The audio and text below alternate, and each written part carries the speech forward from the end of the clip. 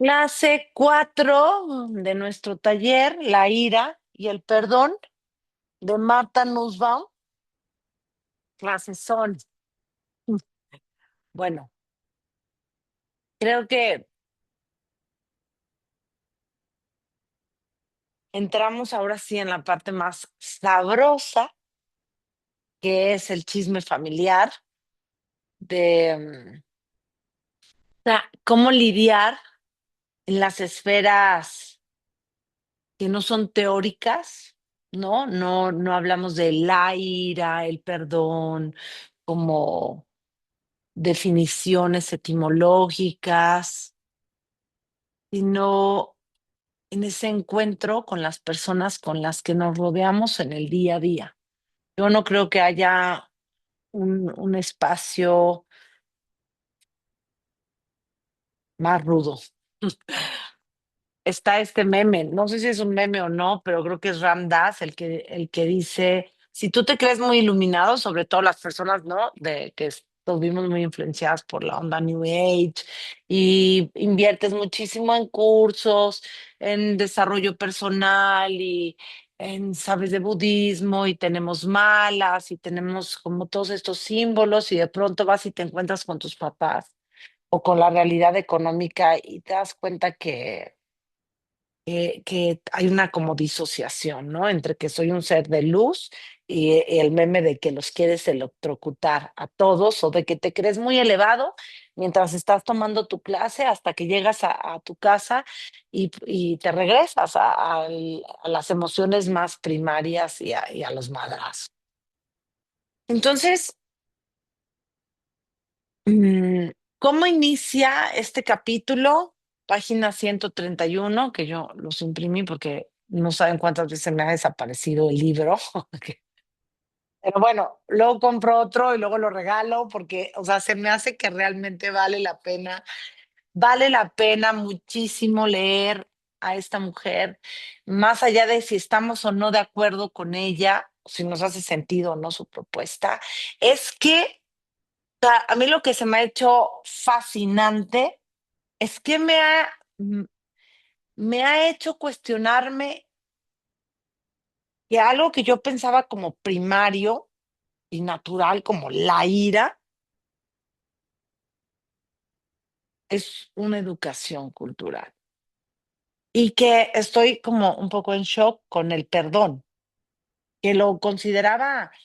O sea, yo había leído Nietzsche, ¿no? O sea, yo sabía que los valores cristianos eran una inversión de valores donde te hacen sentir mal si eres el fuerte y toda esta onda woke o de la era de cristal, de la gente cristal, que como yo no soy de esa generación, y lo puedo ver, ¿no? De que, ¿por qué te enojas con el que es el más talentoso? ¿Por qué te enojas con la guapa por ser guapa? Y entonces ponemos de que la mujer del año es una señora gordita y que más bien ni es señora, que es un trans y que dices, oye, pero ¿por qué? Si sí hay mujeres guapísimas y si hay modelos.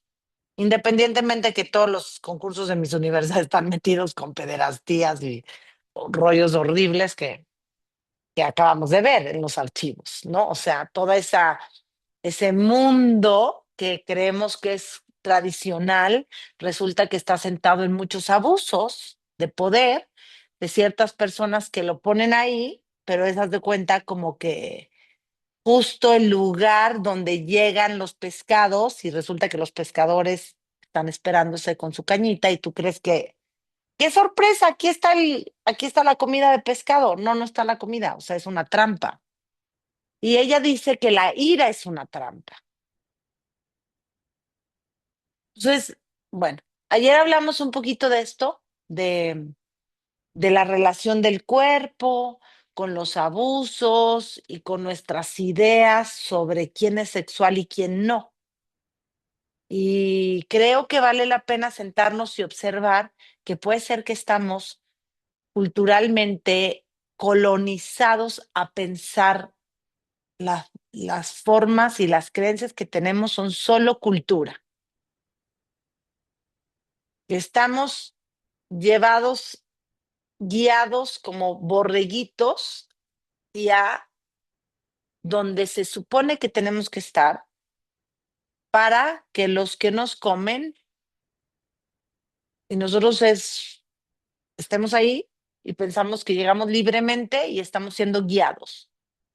Esto es lo que a mí se me hace más interesante. No solo la idea de Martha Nussbaum, sino replantearnos la ira y el perdón como esquemas naturales para convivir con la injusticia.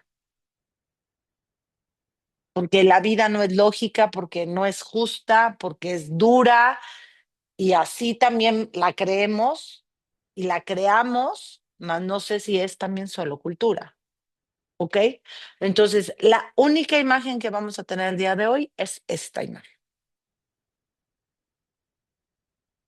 Y no voy a dar explicación, solo quiero que nos relacionemos con ella a nivel visual.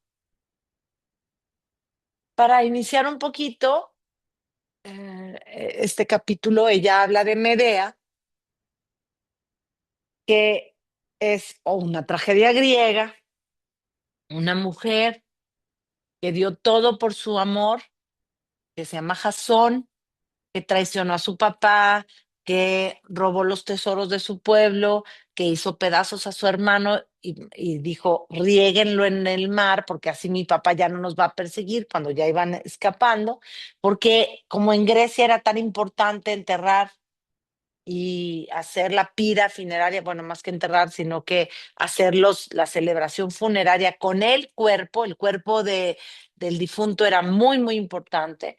Entonces, ella lo hace pedazos para que tarden mucho tiempo. Era una mujer educada por las brujas más altas, o sea, las mujeres más sabias, que se les llama brujas, pero que en realidad tenían conocimiento de plantas, de de la anatomía, tenían conocimiento de los elementos, entonces, y también tenían los favores de algunas divinidades.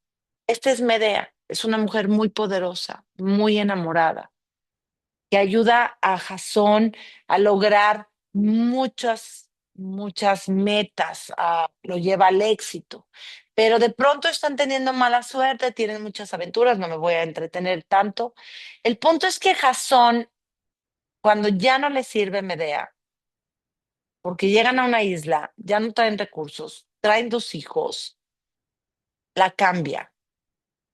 Dice, ¿sabes qué? Me voy a casar con la princesa de esta isla en la que llegamos, ya hice el acuerdo con el rey, yo voy a ser pues, el futuro rey y tú te vas a quedar en una esquinita, en una casa, mis hijos se van a venir conmigo, pues, porque obviamente yo voy a ser rey, van a vivir en el palacio conmigo y mi nueva esposa, que aparte es más joven, el ardor eterno, el juego con lo de la edad, pero tú vas a estar bien, ¿eh? O sea, tú vas a vivir allá, eres mi otra esposa y yo me cambio de casa y listo.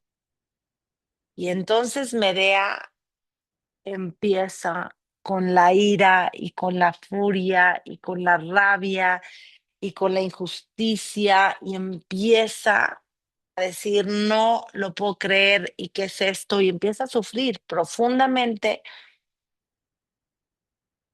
y empieza a decir, ¿cómo me voy a vengar?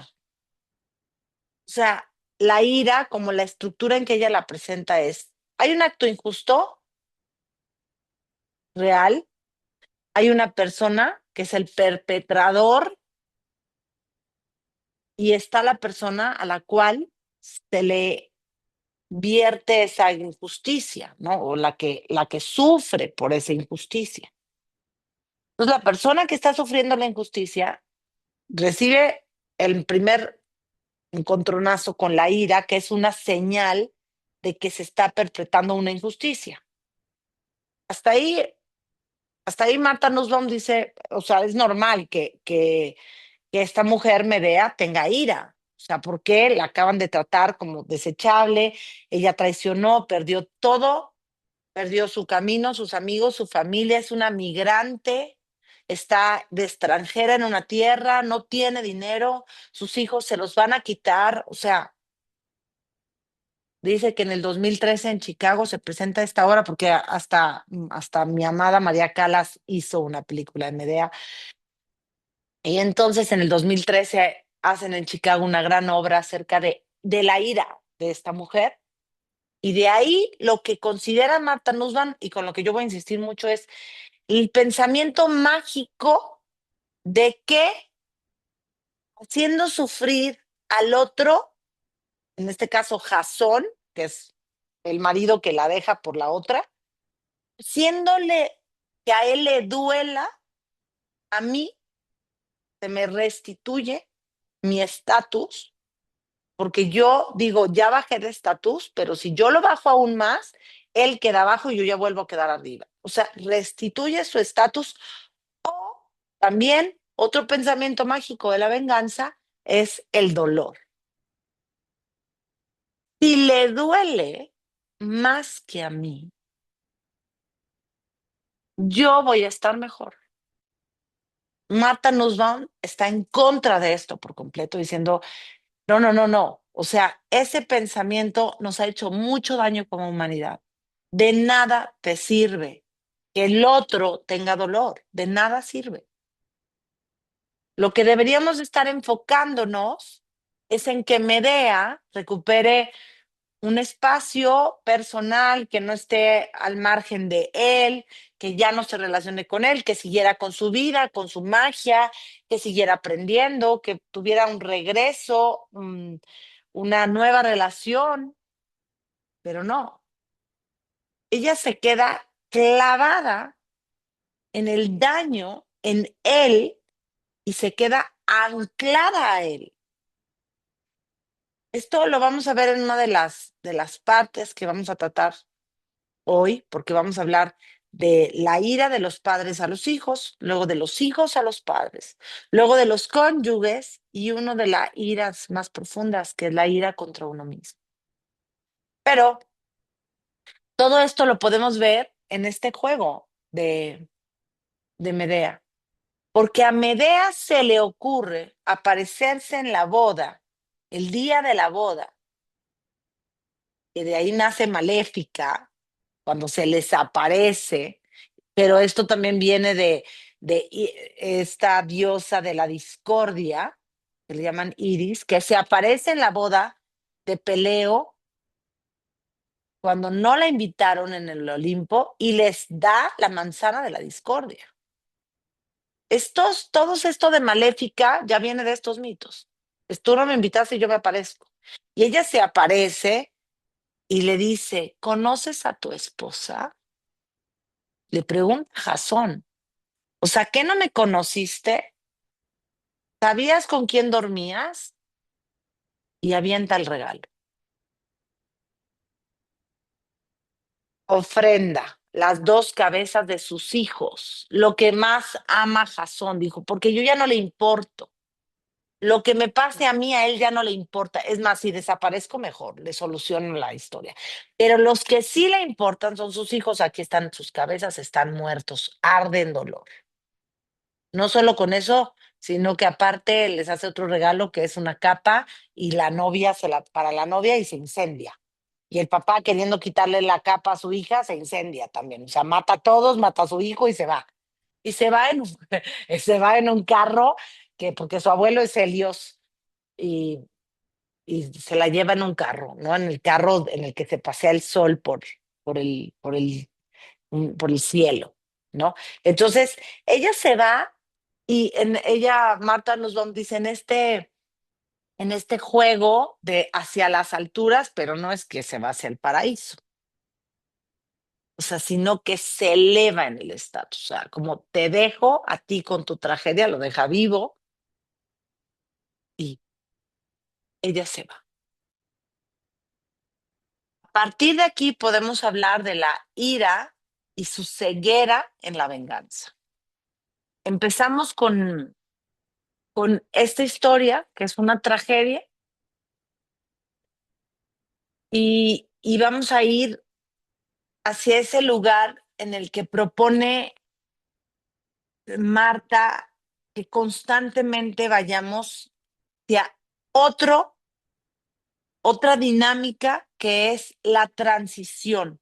En vez de yo, a la hora que siento la ira, irme a la venganza, y anclarme a mi perpetrador y quedarme con la vista en el pasado en que él pague, él o ella, ¿no? O sea, la empresa, el país, la persona, me deja enganchado a ese ser. Ella propone quitar ese gancho y mandarlo, o sea, transicionar hacia que eso que acaba de suceder no le vuelva a pasar a nadie. Reconoce la injusticia, pero avanza. No se ancla, no se queda.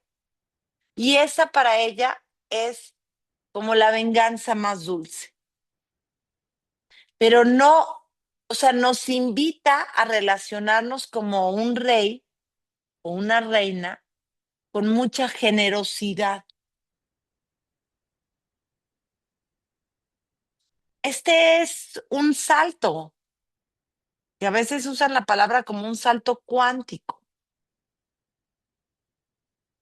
Un salto cuántico porque nos dice, ese camino no solo está tapado y no te lleva a ningún lado, sino que te hace que te perpetúes ahí, o sea, te deja en ese estado infantil de un pensamiento muy mágico y aparte te deja como en la cárcel, a ti también, como el carcelero y el que está en la cárcel, los dos viven en el mismo espacio. Pero ella pone un punto muy sensible y es que la intimidad y la confianza, el primer mito que vimos era que pues tú tenías que librarte cuando el otro te robó, o sea, una violación, hubo una injusticia, hubo un asesinato, entonces tú le entregas a la ley toda esa piedra que Orestes traía cargando de vengar a su padre y le dice, se supone que al haber el juicio, el primer juicio, entonces Orestes ya le dice a la ley, tú encárgate de esto. O sea, a mí me roban y entonces ya no tengo que ir yo a matar a esa persona, sino que le digo a la ley, tú encárgate de eso. Que lo vean mis abogados y yo soy libre de este asunto. Pago porque tú seas castigado, pero yo no tengo que ser el que te castigue, lo cual me hace libre. Pero ella dice, y creo que hay un punto importante, y si alguien en algún momento quiere levantar la mano y compartir algo, por favor. Nos dice algo muy bello, es que la ley no alcanza cuando el que te dañó estaba en tu esfera íntima, porque hay una gran vulnerabilidad en las relaciones personales.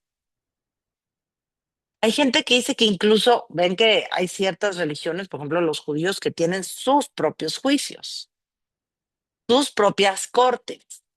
Hay comunidades donde la corte es otra, no es solo la civil.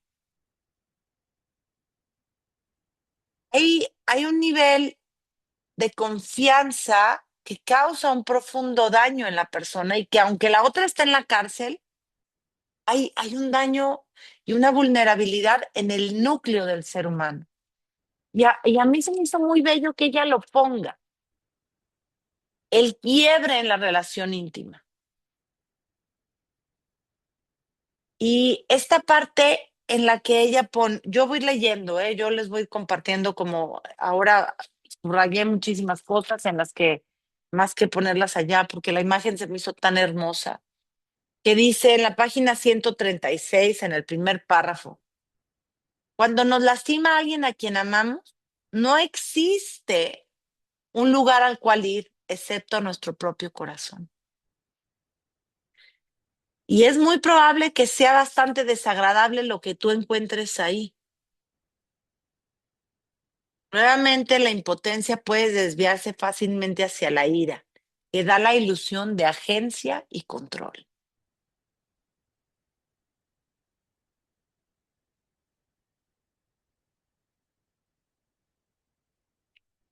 Yo creo que vale la pena que nos digamos, o sea, hay un momento en nuestra vida, ya fuiste al abogado, ya se fue a la cárcel, lo que tú quieras, ya le cobraron la pensión, cualquier cosa que haya pasado en tu camino, tú ya dices, pon tú que ya fuiste, como dijo Juan Pablo en algún momento, ojalá hubiera podido ir con el maestro, la autoridad, el director y hubieran tomado acción, porque uno cree en la ley,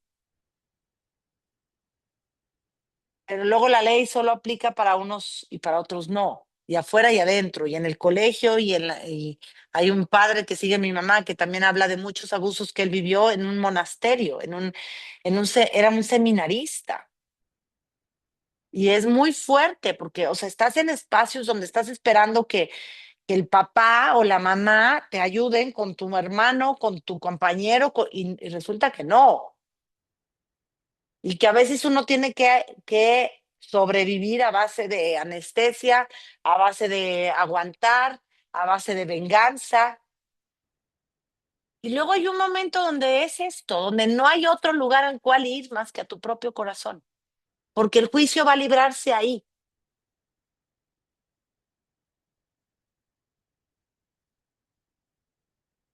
El blanco de la ira es la persona, pero el foco es el acto. Y la persona es mucho más que el acto. Y en esto está sentado lo de que la dignidad de la vida humana es sacrosanta, en que una persona es más que un acto. Y vuelvo a decir, esto que estamos leyendo es bien importante, porque cuando tú estás con tu hijo, con tu hermano, con la prima, con la amiga, con la que amante que te bajó al marido, ese ser humano tiene dignidad. Y que nosotros estemos diciendo, estoy muy enojada con un gobernante, con un ratero, y aún así en mí cabe que el acto es una cosa y la persona es otra cosa.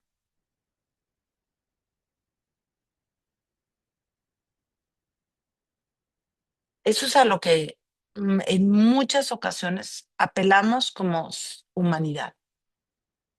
Eso es a lo que nos referimos con la dignidad de la vida humana, y no debería ser solo humana, ella también habla de los animales, es sacrosanta. O sea, cuando tú le dices a tu hijo, estuvo muy mal que robaste, o estuvo muy mal que tiraste el café, estuvo muy mal que chocaste, pero tú no eres ese acto. Tu ser es mucho más que una acción que viviste, que perpetraste o que recibiste.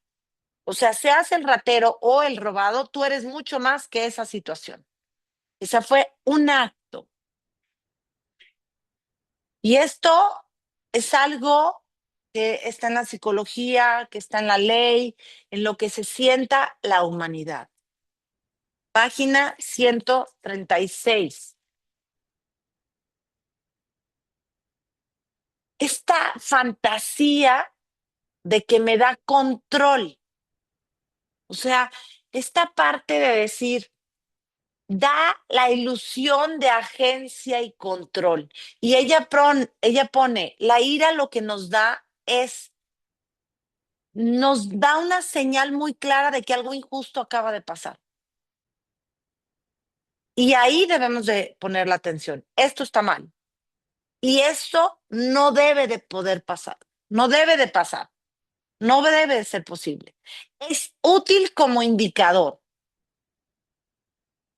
Entonces tú dices, ok, aquí me quedo, esto está mal. Esto no debe de pasarse y entonces mi foco va a su utilidad, que es esto ni para mí ni para nadie.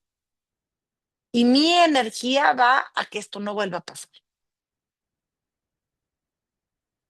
Porque muchas veces, dice, la relación, la ira, o sea, yo me voy a enojar si tú haces algo, pero entonces la otra persona deja de hacerlo por miedo a mi ira. Ahí no estamos educando a una persona, no estamos sembrando humanidad, no, como dicen, Maquiavelo creía que era mejor. O sea, que si tú quieres tener a alguien bajo control, pues que te tenga miedo. Dice, definitivamente el miedo jala. Muchos controles son miedo y culpa. ¿Tú has de sentir miedo a alguien? el coco, ahí viene tu papá y el pobre papá que muere por llegar a la casa y que le den un abrazo, nadie le va a dar un abrazo porque él encarna al coco. Él es el agente de la ira. Él encarna la ira y me funciona muy bien como mamá, un papá iracundo, porque entonces yo tengo un medio de control. Y Marta Nussbaum se sale de ese juego, se sale por completo diciendo, no, debemos de ir a otro lugar donde nosotros podamos accionar como humanos, sin el juego del perdón y la ira.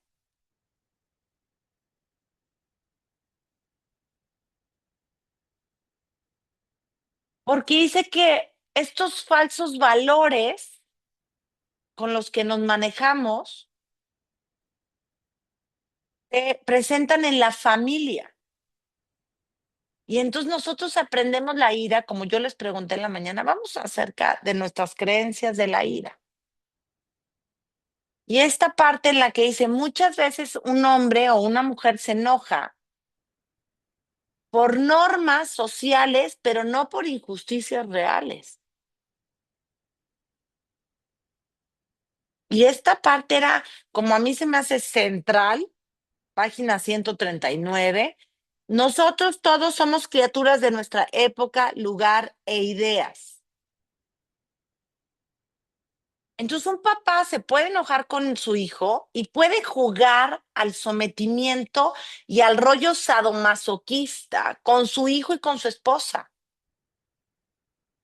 Y empieza un rollo de aplicar justicia en base a reglas que solo aplican para tu casa. Como el ejemplo que poníamos de las personas que creen que es incorrecto que los otros se besen en público y se enojan con sus familiares y tentan a esa idea imaginaria, creencia de que puede ser pecado, puede ser naco, puede ser algo que viola el contrato familiar de que, pero ¿quién te dijo que te puedes besar? Pero eso no está siendo injusto porque la persona no tiene ningún compromiso con alguien más, son novios, son jóvenes, es espontaneidad, es creatividad, es un beso. ¿Por qué estaría mal? Pero yo tengo la experiencia de en mi colegio en Guadalajara, 1990, que ni me acuerdo, creo que era 93, 96, no sé. Yo creo que 96 en la prepa. Y estábamos en formación todos los días, rezábamos en la mañana antes de entrar a clase y sacaron a mi mejor amiga y a su novio de exámenes finales de sexto semestre de prepa.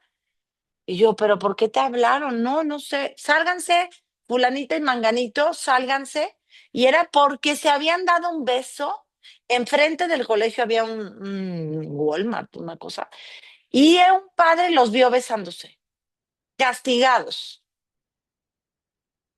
Real. Tuvieron que ir a pedir perdón a 6 padres para que les dejaran terminar sus exámenes finales de jóvenes de 17 casi 18 años.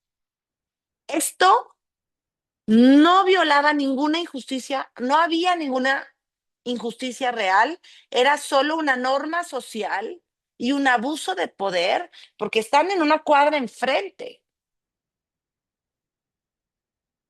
Entonces, es muy importante que comprendamos que nuestra distinción es falible porque estamos hablando de circunstancias domésticas de nuestra época, lugar, ideas de nuestra clase social, nuestra clase socioeconómica o de nuestro incluso nuestra religión.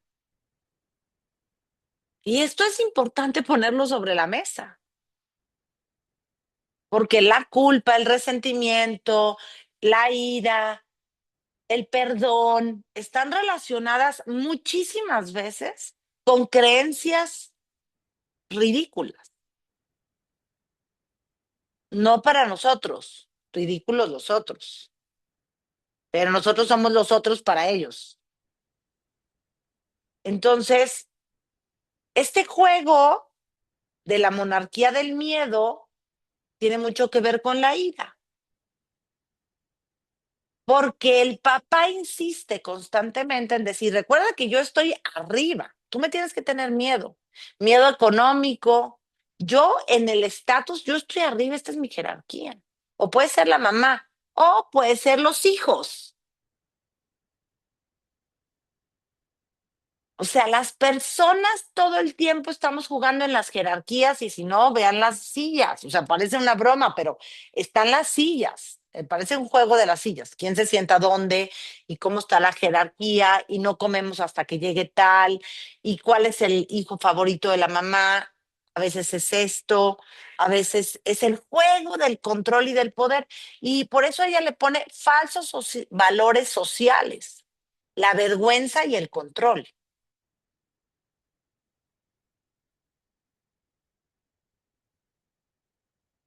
Ella pone hay algo muy interesante, página 140. Dice, con frecuencia cuando observamos con mayor detenimiento, descubrimos que lo que hace que la ira persista, supure, es un pensamiento oculto en torno al estatus. O sea, muchas veces lo que me molesta de que tú me dijiste algo es que yo me sentí menos.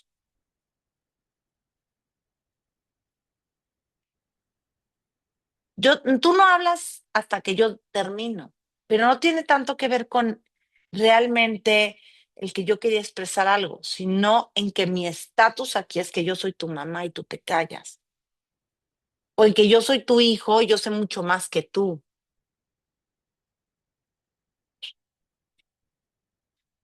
Insiste en algo. Las relaciones amistosas, amorosas y familiares son bienes genuinamente importantes. Y esto lo pone, dice, ¿por qué? Porque la persona sí está a merced. Su vida personal, su bienestar, sí depende de cómo están esas relaciones. Familiares e íntimas, sí depende. No, no es lo mismo pelearte con el vecino, pelearte en la calle con alguien, que pelearte con tu esposa, con tu madre. No, no es lo mismo. El estrés que significa comer con tu mamá peleados no es el mismo que pelearte con tu compañero de trabajo, que ya es un estrés, a pelearte con alguien en la calle que no lo vuelves a ver nunca.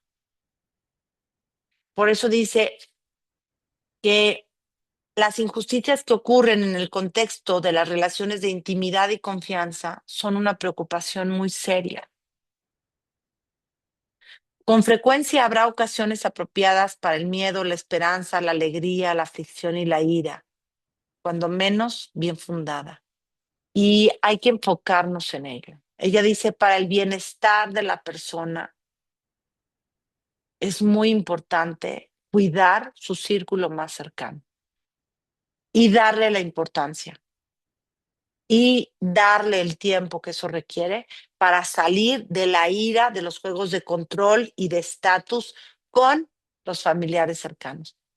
Y lo pone como una propuesta de que es algo muy necesario que hacer para el bienestar luego social y político, ¿eh? Habla de cuántas veces la ira enmascara la impotencia y la necesidad que tenemos de control. ¿Cuántas veces dejamos de comer o hay temas de trastornos alimenticios por el tema del control y la impotencia y dicen es un tema con mamá? Es muy, fíjense esta parte, qué belleza, ¿eh?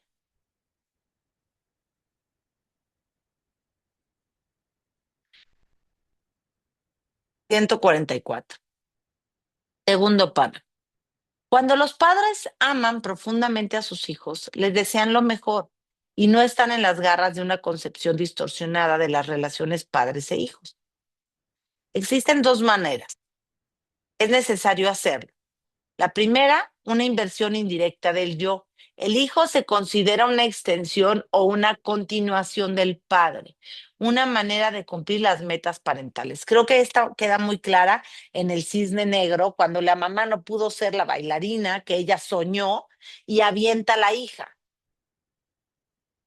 y la forza y la lleva todos los días y la hija tiene que ser la extensión mía. La otra es una preocupación por el bienestar del hijo, ya sea presente o futuro. Estas dos se sobreponen, pues una meta parental que suele tener un carácter central es tener un hijo exitoso y feliz. No es necesario que la inversión del yo sea perversa y puede llevar a una tensión y una preocupación intensa, como la conciencia de la mortalidad hace que la gente se aferre a lo que sea que les proporcione una esperanza de vencer la muerte. Es necesaria mucha madurez y calma interior para pensar que la mejor continuación que uno podría tener sería una persona libre que forja su propio camino.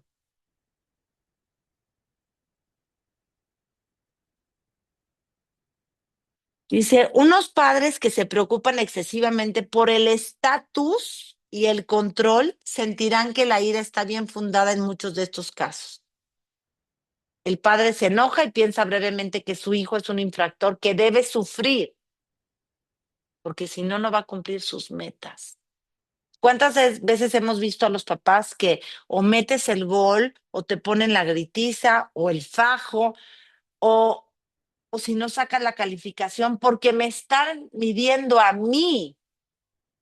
Dice, tu hijo es una continuación del padre o madre, una manera de cumplir la meta parental, a diferencia de que con mucha madurez y calma interior para pensar que la mejor continuación que uno podría tener sería una persona libre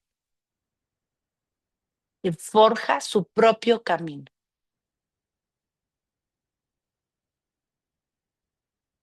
Habla de un caso muy duro de una mamá muy intrusiva, de una mamá que todo el tiempo está molestando a su hija, que todo el tiempo la está criticando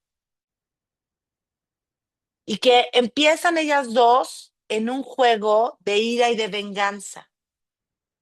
Y que muchas veces se cree que aquel que no se enoja no está realmente enganchado en la relación. Y que era muy importante, es muy importante para Marta Nussbaum que los padres sepamos y los hijos sepamos separar la aflicción y la desilusión de no ser mi expectativa como hijo, como persona, como ente social, y pueda manejar yo la desilusión y pueda manejar la frustración, la aflicción y el dolor que me da esto y no llevarlo hacia la ira, que la ira siempre va a buscar un aspecto retributivo y una venganza, sea como nos dijo Juan Pablo, hacia mí mismo o hacia otro. Yo me voy a querer vengar. O sea, la ira tiene este enfoque a como nos la han enseñado, es de que tengo que reparar esto con dolor. Y la propuesta es no.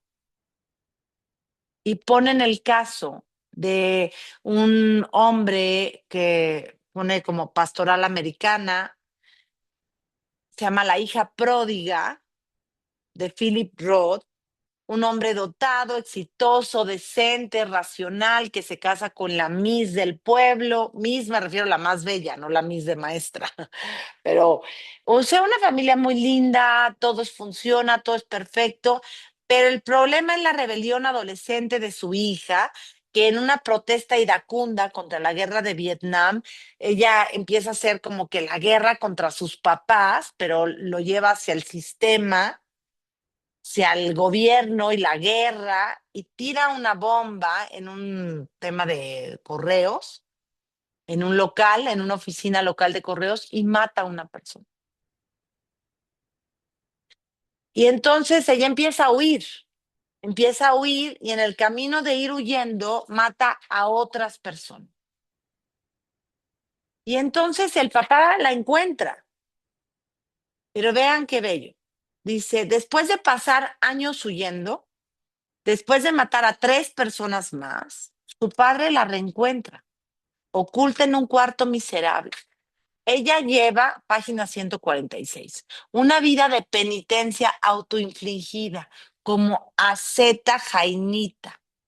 Su padre no tarda en descubrir que su ascetismo no tiene más que autodestrucción y carece de cualquier compromiso religioso positivo, pues interpreta la idea jainita de ahimsa, no violencia, de un modo muy absurdo, rehusándose a limpiarse por miedo a explotar el agua, dañar el elemento agua. Estas palabras hastiaron a su padre, al sueco. El flagrante infantilismo, la afectación sentimental del engaño a sí mismo. ¿Cómo podría la ira no estar bien fundada en este caso? El padre, el sueco, siente ira por los asesinatos que su hija cometió, por verla en esas condiciones. ¿Cómo no va a sentir ira? Por su autodestrucción, por la manera que inflige tanto dolor a su familia, a su madre, a todos, por no mantener contacto con ellos por tantos años. Entonces se pregunta a sí mismo, ¿qué dice un hombre razonable al respecto? ¿Qué hace un padre razonable? Obviamente hay quien le dice, sé muy claro y dile, o me obedeces o te entrego, o le dices, o me obedeces y toma control de la situación, le sugieren.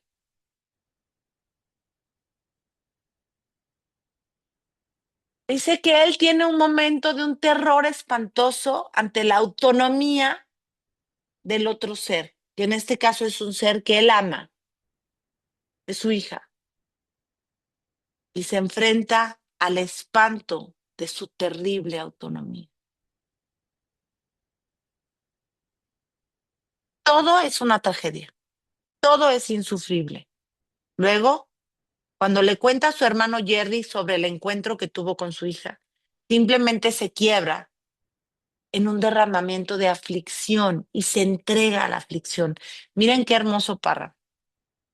Página 146. Y ahora llora con naturalidad. No hay ninguna línea divisoria entre él y su llanto. Y es una experiencia nueva y sorprendente. Llora como si llorar así hubiera sido el principal objetivo de su vida. Como si llorar así hubiera sido siempre su ambición más profunda. Y ahora lo ha logrado. Ahora que recuerda todo lo que él dio y lo que ella tomó y la entrega y la recepción espontáneas que habían llenado sus vidas.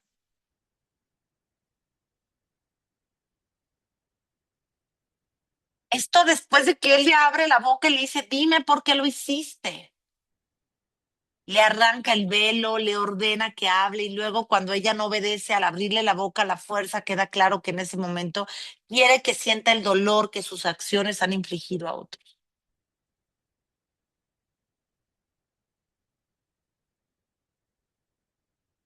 Unos dicen, el problema del padre es que no conservó su ira. La ira le hubiera proporcionado distancia y control.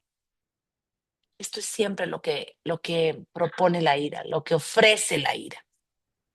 Te dice, quédate con tu ira porque eso te va a dar mucha fuerza. Mucha gente prefiere la ira al dolor y ella dice, quédate con el dolor. Si tuviera dos dedos de frente, hubiera montado en cólera y se habría distanciado de ella. Ahí hay un micrófono abierto. La pueden cerrar, por favor, porque yo no tengo. Ah, no, claro. Tonia, ¿puedes cerrar tu micrófono, por fin? Sí, perdón, Le perdón. Dice, si tuviera, dice, sí, no es que no puedo cerrar el micrófono. Se habría distanciado. Perdón, perdón, no puedo cerrar el micrófono. Bueno, mejor nomás con que guarden silencio está bien. Le habría arrancado de su corazón y la hubiera abandonado a su suerte.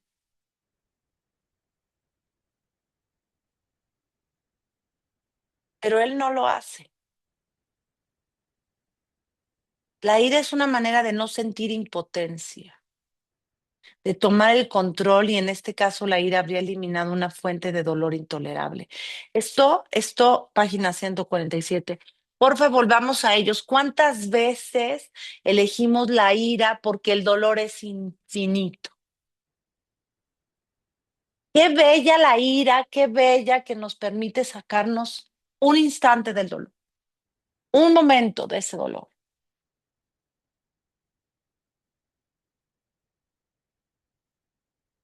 Imaginemos al papá, está viendo a su hija, que es lo que más ama, hacer un daño inmenso. La propuesta de su hermano es que debería formarse un deseo de venganza que consista básicamente en decirle hasta nunca, te abandono, te olvido que existes porque mi vida es buena, mi esposa es la Miss del pueblo, somos guapos, somos inteligentes, somos gente racional, somos buenos, somos ricos y tú eres un monstruo y yo te voy a retirar mi apoyo y mi amor y él no lo hace. Dice, el carácter razonable y la generosidad no reconstruyen un universo que intrínsecamente carece de sentido, pero tiene una dignidad propia. No hace sentido quedarse, pero el universo y nuestro planeta no tiene sentido, se lo inventamos. El que digamos que la vida humana tiene una dignidad sacrosanta es un invento. Y ella dice, sí, sí es un invento. Qué buen invento.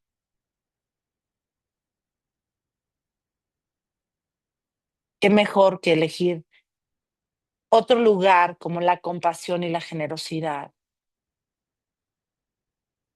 Qué buen invento, Jesús. Amar al prójimo, qué buen invento. Amarte a ti mismo como a tu prójimo, qué mejor invento. Y eso hace que nuestra sociedad no se vuelva caníbal, qué buen invento. Ahora, ¿podemos sostenernos sabiendo que es un invento?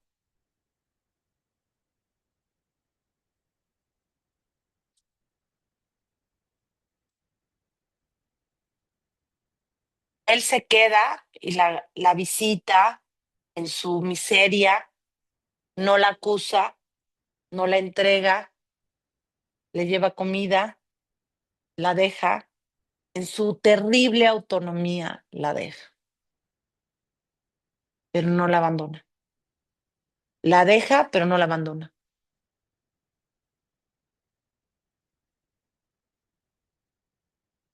Dice, él sería condescendiente si tratara las acciones de su hija como las de un bebé o la de una persona con capacidades disminuidas, que era un poquito lo que hicimos al principio, pues pensar en la gente como con capacidades disminuidas.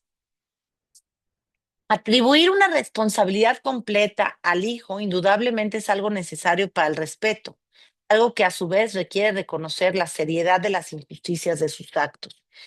Y esto conlleva por lo menos a ira de transición. Las madres que entregan a sus hijos a la cárcel y los llevan ante la ley, pero no dejan de amarlos ni de visitarlos, pero no niegan que sus actos están dañando a la sociedad.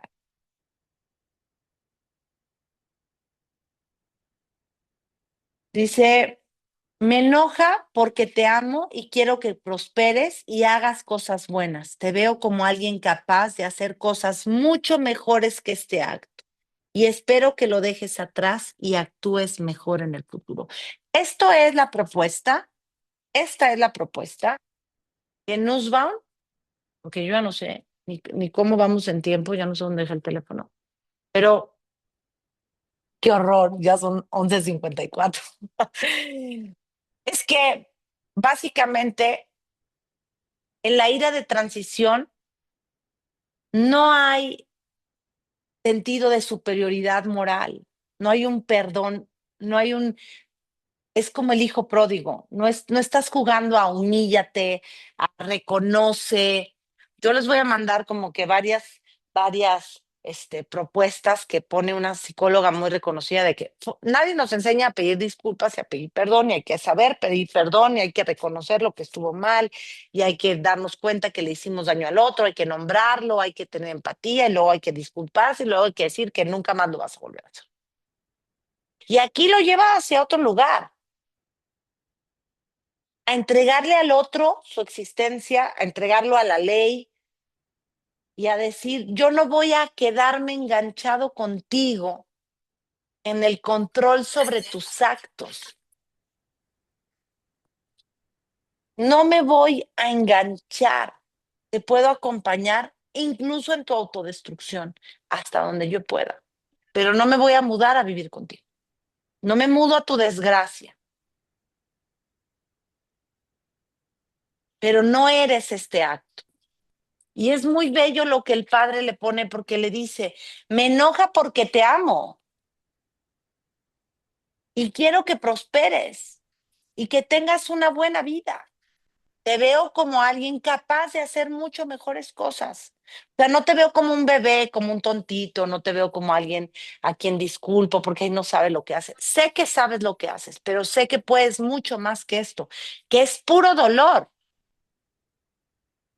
porque es hermoso lo que le dice. Y yo creo que Ram estará de acuerdo conmigo y no sé si alguien más, pero ella y yo lo hemos compartido mucho con el rollo espiritual de este infantilismo, flagrante infantilismo y afectación del autoengaño que dan las sectas, que dan los cursitos, que dan que da la anorexia, que da todo este flagrante infantilismo que es la venganza y que es el dolor que me causo a mí mismo expiándome.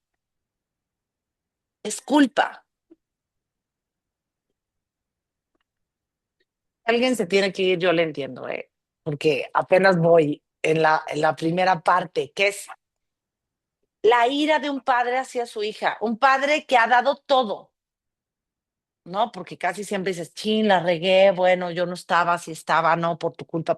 Pero aquí estamos hablando de entregarle al hijo su responsabilidad y su vida y de amarlo y de apostar por su inteligencia, pero al mismo tiempo digo, hay muchos padres que sí entregan a sus hijos a la policía. Este no lo hizo, pero vio y se dio cuenta de que su hija estaba siendo profundamente narcisista, infantil, que estaba dañándose a sí misma por culpa y no llegó a ella con una superioridad y no llegó a ella con un sermón, llegó con una generosidad hasta acompañarla a morir. Dice, en general, todo el ritual de la disculpa, el perdón, es sombrío, trabajoso y jerárquico. Es que, bueno, yo no sé ustedes, me gustaría escucharlos antes de avanzar. Ahora al de la hija y la mamá que tienen un tema muy fuerte y la mamá es sumamente como metiche, insidiosa, lastima al marido y, y la hija se tiene que salir del juego. Pero yo también he empezado a poner mucha atención en cuán jerárquico es el perdón y cuán violento es el acto, desde la confesión hasta el perdón. O sea, y yo lo he hecho, ¿eh? O sea, he participado un momento en la dinámica como judeocristiana que soy. Pero se me hizo súper interesante. ¿Hasta dónde la ira nos saca del dolor? Pues los que hemos sentido ira, creo que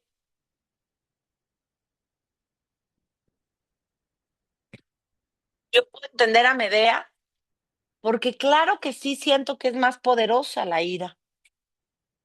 Y es más, Marta Nussbaum dice que nos la han estado promoviendo culturalmente, sobre todo a las mujeres. Esto es algo bien interesante, porque yo estoy ahí. Pone, bueno, voy a hacer una pausa. Quiero saber cómo van hasta aquí.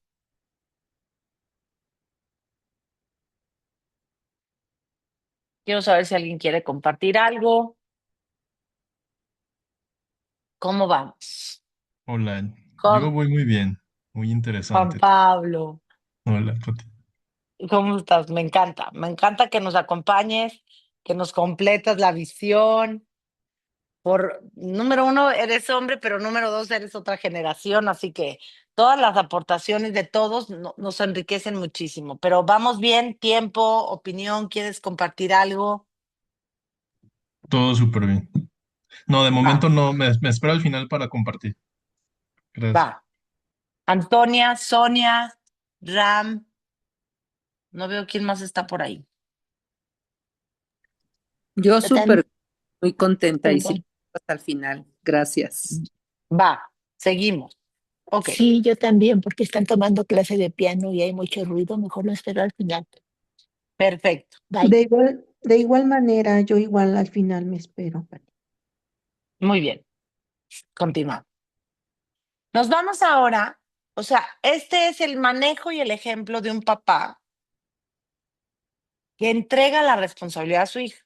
Ahora vemos la ira, o sea, y vimos esta parte muy importante también de que muchas veces los papás ven a sus hijos extensiones del yo. Digo, no nos vamos a detener en todo ese tema que es enorme, pero lo ponemos ahí, ¿ok? Y entregarle al ser su libertad. Y que lo que mejor continúa de mí no es que tú seas mi extensión, sino que tú seas tú mismo, para bien, para mal, lo que tú quieras, tu creatividad, para lo que te alcance, pero es tu vida. Ok, ¿saben qué voy a hacer? Que voy a dejar esta... mm, ajá. Voy a parar aquí